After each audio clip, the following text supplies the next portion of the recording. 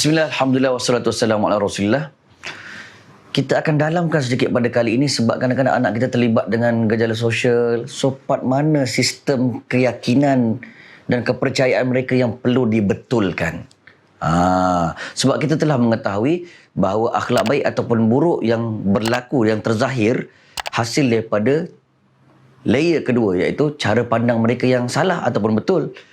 Ya, tapi cara pandang juga sebenarnya ada pengaruh layer yang ketiga. Itu setelah kita bahaskan sebelum ini. Layer ketiga itu iaitu sistem keyakinan dan kepercayaan mereka. Apa yang mereka percaya? Itu yang akan membentuk tindakan mereka. Jadi, Ustaz, saya muskil lah apa benda yang saya nak doktrin mereka, apa benda yang saya nak didik mereka, akidah mana, keyakinan mana yang saya nak masukkan. Saya tak ada silibus dia. Cuba itemkan sikit, cuba senaraikan sikit pada saya. Saya tak berapa reti. Pada kali ini kita akan membicarakan perkara tersebut. Sebenarnya pecahan yang besarnya ada dua perkara yang saya nak sebutkan.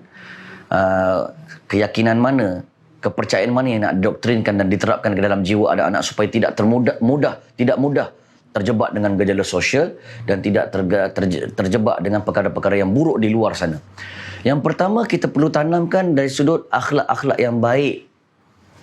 Yang berlaku di sekeliling, kita doktrinkan benda ni baik, Allah suka. Benda ni baik, Allah suka. Cakap jujur, benda ni baik, Allah suka. Bila Allah suka, Allah redha. Bila Allah redha, Allah campakkan ke dalam syurga dia. Kaitkan.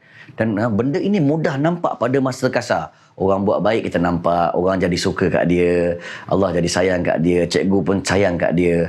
Kalau buat perkara yang baik-baik, akhlak-akhlak yang baik ini pun nampak di mata kasar, dan kita boleh nampak contoh-contohnya di luar sana pada mata kasar anak kita. Jadi perkara ini sedikit mudah dan saya tidak mahu bahaskan terlampau panjang.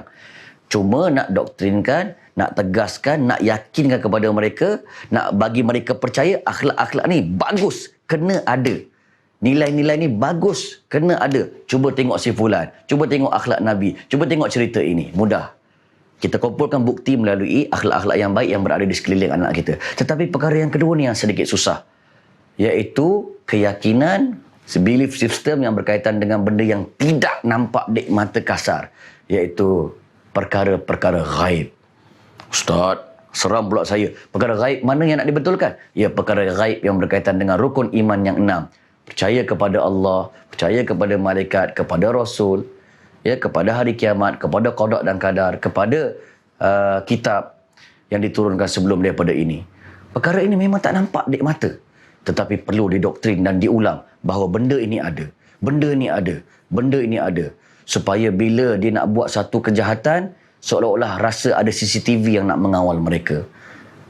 Jadi ini adalah satu benda yang perlu diulang supaya anak-anak kita ada keyakinan benda yang nampak dan benda yang tidak nampak, supaya keyakinan itu mantap dan insya-Allah akan berhasil terjauh dan terhindar daripada gejala sosial. Selamat mencuba. Jumpa lagi.